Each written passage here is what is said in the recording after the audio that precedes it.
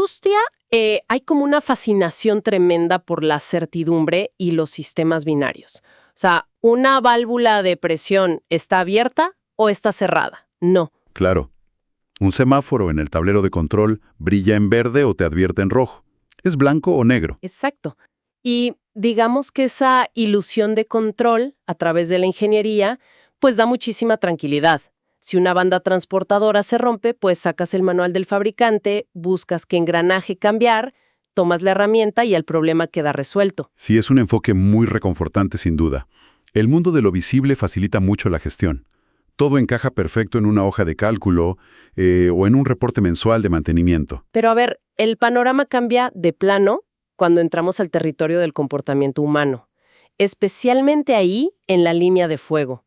De repente, ese manual impecable ya no funciona. Totalmente. Porque las personas no somos máquinas. No tenemos un botón de encendido y apagado predecible. Así es. Y al revisar las estadísticas de accidentabilidad en cualquier instalación industrial, siempre, pero siempre resalta un dato. Y es que la inmensa mayoría de los incidentes involucra un comportamiento humano. Ujú.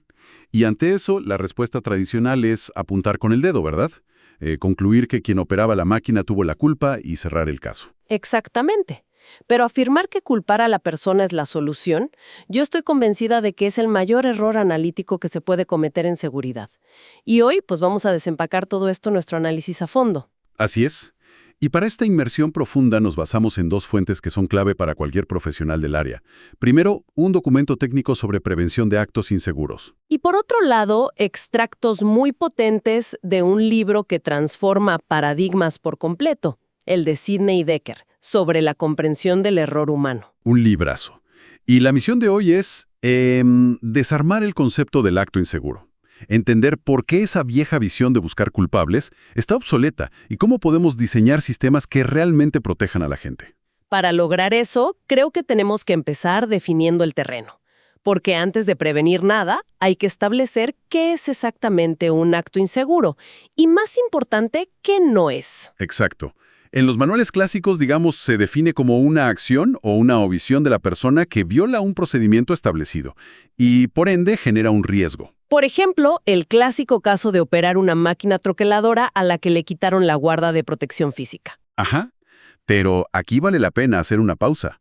Hay que marcar la diferencia con una condición insegura, que se refiere estrictamente al estado del entorno físico. O sea, la condición insegura sería que la guarda de la máquina esté rota porque lleva meses sin mantenimiento. Tal cual. El acto inseguro, en cambio, es la decisión de operar ese equipo en ese mal estado. O peor, la acción de quitar la guarda que sí funcionaba. Y a simple vista, si alguien retira una guarda que el fabricante puso ahí por seguridad, pues la reacción inmediata desde la gerencia es pensar que esta persona es negligente. Es una reacción súper visceral. Y esto nos lleva directamente a lo que Dekker describe como la vieja visión de la seguridad. Que se sostiene casi toda sobre la famosa teoría de la manzana podrida. Sí, una teoría que parte de una premisa muy seductora para los directores. Asume que los sistemas son inherentemente seguros, que los manuales son perfectos, Y que los accidentes solo pasan porque individuos descuidados o erráticos introducen el fallo en un ecosistema que, digamos, funcionaría como un reloj suizo sin ellos. Exactamente. A ver, voy a ser de abogada del diablo un momento aquí. Es una teoría increíblemente tentadora. Si el sistema es perfecto, la gerencia simplemente dice, bueno, tenemos reglas, este trabajador las ignoró, es una manzana podrida. Lo despedimos y listo. Exacto, lo despedimos, metemos a alguien más y el riesgo desaparece. Suena muy lógico. ¿Por qué la ciencia de la seguridad moderna rechaza esto de tajo? Pues porque ignora por completo cómo funciona la cognición humana y el diseño de los sistemas. Lo fascinante aquí es que el error humano no es la causa del problema. Es el síntoma, ¿no? Es un síntoma de una falla mucho más profunda en la organización. Los enfoques modernos nos demuestran que nadie se despierta, se pone sus botas con casquillo y dice, hoy voy a ignorar los protocolos para perder un dedo. Claro que no. Nadie firma su contrato aceptando salir en camilla. La gente va a hacer el mejor trabajo posible con las herramientas y presiones que tiene en ese instante. Así es. Y si aceptamos que no hay una intención maliciosa, entonces necesitamos ver qué están haciendo realmente en el piso de producción. Ahí es donde entran las 5 categorías de actos inseguros que mencionan nuestras fuentes. Y en lugar de solo leer la lista, vamos a ver el mecanismo detrás. La primera es la omisión de procedimientos. El famosísimo protocolo de bloqueo y etiquetado, el LOTO. Sí, no aplicarlo antes de meter las manos en un equipo. ¿Por qué alguien con años de entrenamiento omitiría algo que le puede salvar la vida? Por lo general, esto pasa por una fricción enorme en el sistema.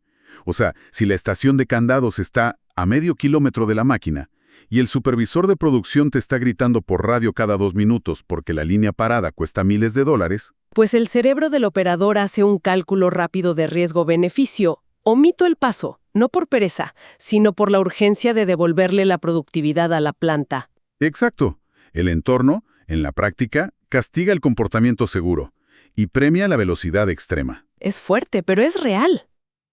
La segunda categoría es el uso inadecuado de herramientas. Por ejemplo, usar un destornillador como si fuera un cincel o sobrecargar un montacargas.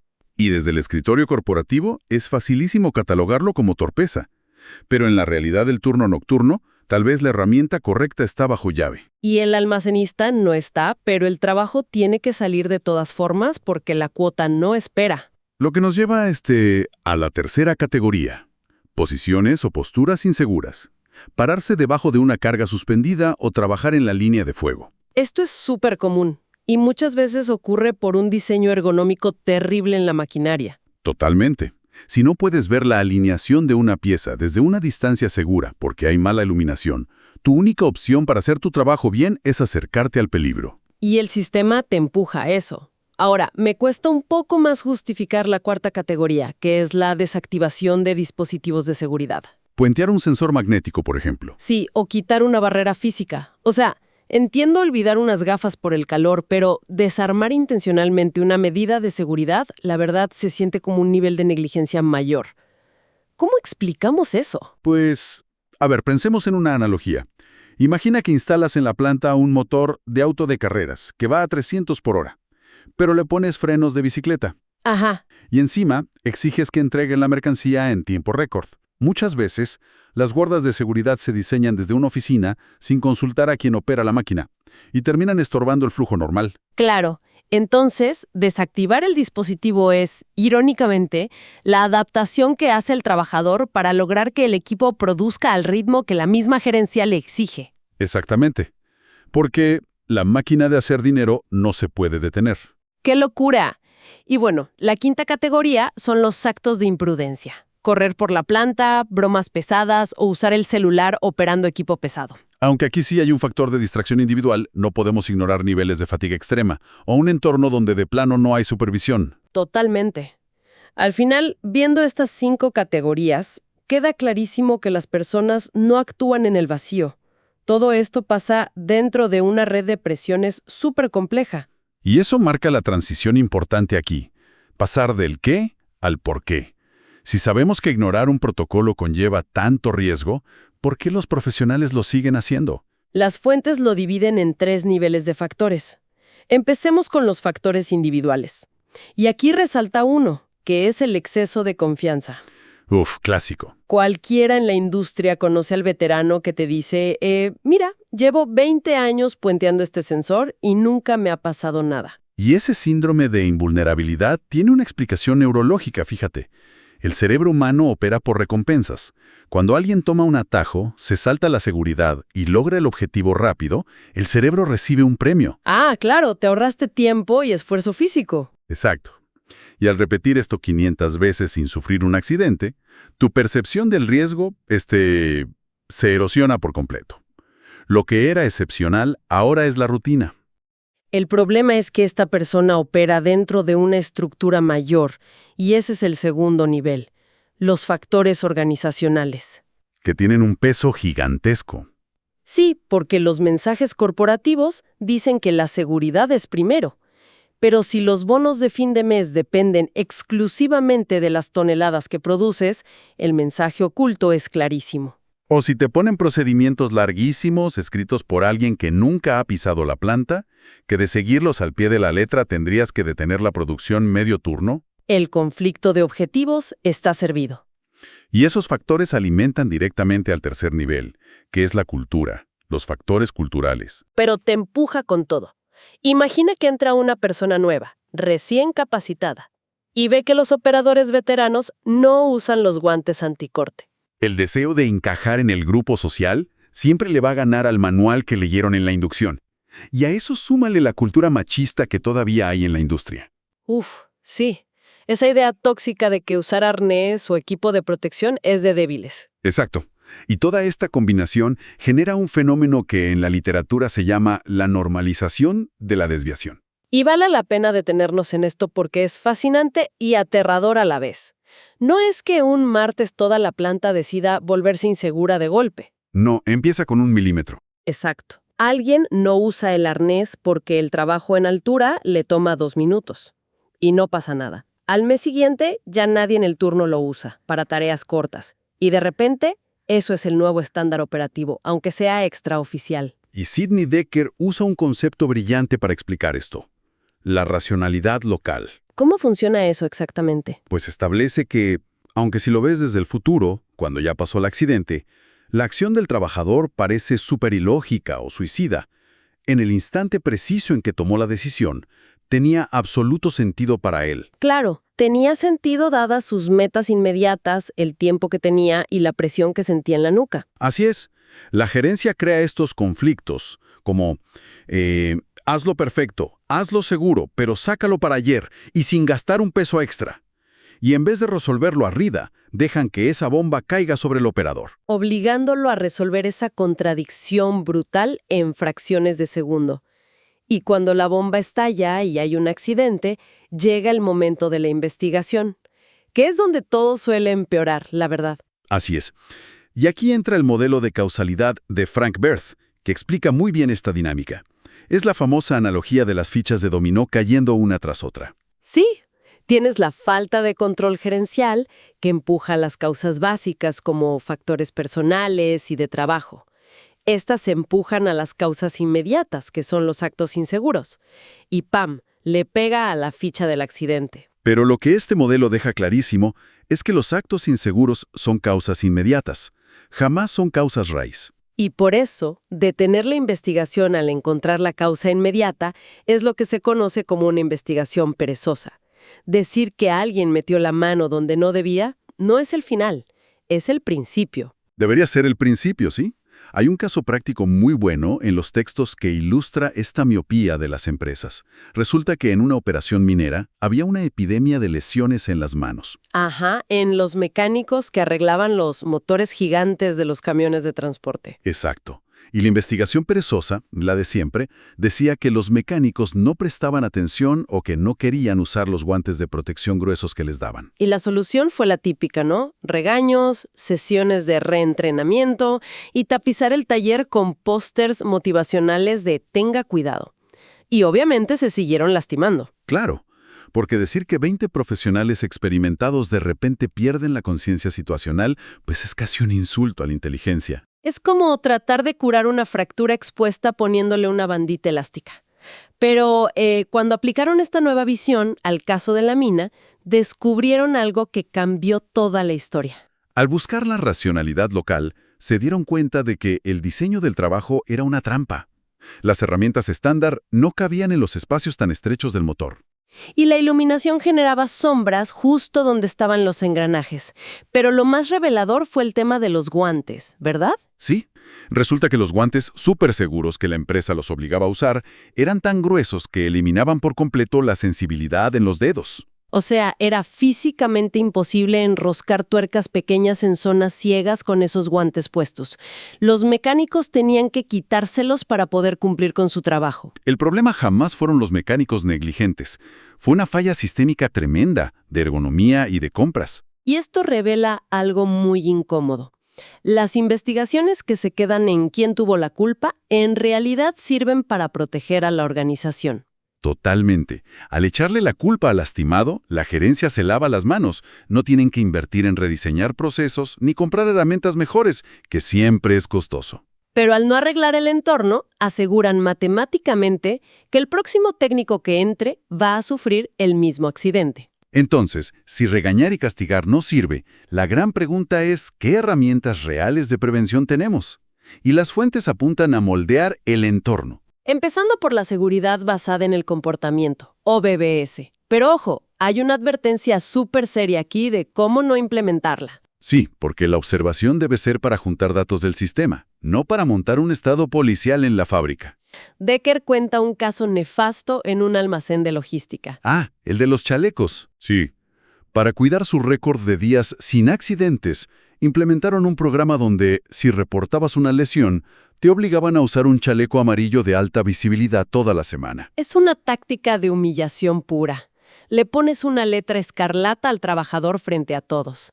Y el resultado de castigar así no es que bajen los incidentes. Para nada. El único resultado es que destruyes la cultura de reporte. Por miedo a la burla o a perder el bono, la gente empieza a esconder las heridas menores. Se hace la vista gorda y se crea un subregistro de información súper peligroso.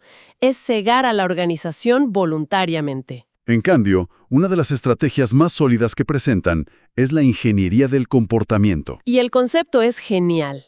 En vez de exigirle al humano que se adapte a un sistema hostil sin equivocarse jamás, adaptas el entorno físico para que actuar seguro sea lo más fácil y natural del mundo. Exacto. Le quitas la fricción al proceso. Si un loto te pide poner 10 candados y caminar 10 minutos, pues centralizas el panel para que requiera solo uno. O implementas estos diseños a prueba de errores, los famosos Poka-yoke, donde por la pura forma de la pieza es físicamente imposible ensamblarla al revés. Eliminas el error cognitivo desde el diseño. A mí me encanta usar una analogía para esto. La ingeniería del comportamiento es como ver un parque, donde la gente siempre pisa el pasto para cortar camino. Ajá. La gestión vieja pondría letreros de prohibido pisar el pasto, guardias regañando gente y luego culparía a todos por indisciplinados. La ingeniería, en cambio, observa por dónde camina la gente de forma natural y simplemente pavimenta ese camino. Trabajas a favor de la naturaleza humana, no peleando contra ella. Pero claro, esto plantea un reto directo a la alta dirección en la industria. Porque implementar sistemas a prueba de errores, mejorar la ergonomía o bajar las cuotas de producción para trabajar seguros requiere muchísima voluntad corporativa e inversión. Y es mucho más difícil que gastar dinero en auditores y en papeleo burocrático que solo sirve para deslindar responsabilidades legales si alguien se mata. Absolutamente. Y bueno, para ir sintetizando todo lo que hemos platicado en este análisis a fondo. La conclusión central es que la etiqueta de error humano no puede ser nunca el final de una investigación. Es apenas el banderazo de salida para empezar a escarbar. Entender por qué ocurren las cosas nos quita la venda de la culpa y nos deja ver las fallas organizacionales. Porque el objetivo no es tener robots perfectos que no se equivoquen. El objetivo es diseñar sistemas donde cometer un error sea muy difícil y donde, si ocurre, el sistema amortigua el golpe. Es un cambio total de filosofía. Dejar de amenazar a la gente con sanciones y empezar a empoderar a la organización. Pero antes de irnos, creo que vale la pena dejar una reflexión provocativa sobre la mesa, sobre todo para quienes lideran operaciones. A ver. Hoy en día, un montón de compañías presumen su famosa visión cero. Tienen estos tableros electrónicos gigantes en la entrada contando los días sin accidentes, con la meta inamovible de llegar a cero. Pero hay que preguntarnos, cuando la presión corporativa por mantener ese número baja hasta el supervisor de línea, ¿acaso no estamos creando un incentivo perverso? Totalmente. Al exigir un cero perfecto a toda costa, corres el riesgo altísimo de obligar a la gente a ocultar casi cualquier cosa. Exacto. Desviaciones, lesiones menores, todo con tal de no arruinar la racha del famoso tablero, y construyes un punto ciego organizacional gigante. Donde los problemas se van acumulando en silencio hasta que un día revienta en un accidente fatal que, entre comillas, nadie vio venir. Es la paradoja de la seguridad moderna. Esa obsesión por verse perfectos en la estadística puede ser justo lo que fabrica el próximo gran desastre. Así que la invitación es a caminar por sus plantas con ojo crítico. Hay que ver qué pasa realmente detrás de esos tableros. Así es. Porque intentar meter la complejidad humana en cajas de operador perfecto o manzana podrida simplemente es una ficción. Si queremos salvar vidas reales, es hora de dejar de regañar y empezar a rediseñar. Excelente cierre. Gracias. Hasta nuestro próximo análisis a fondo.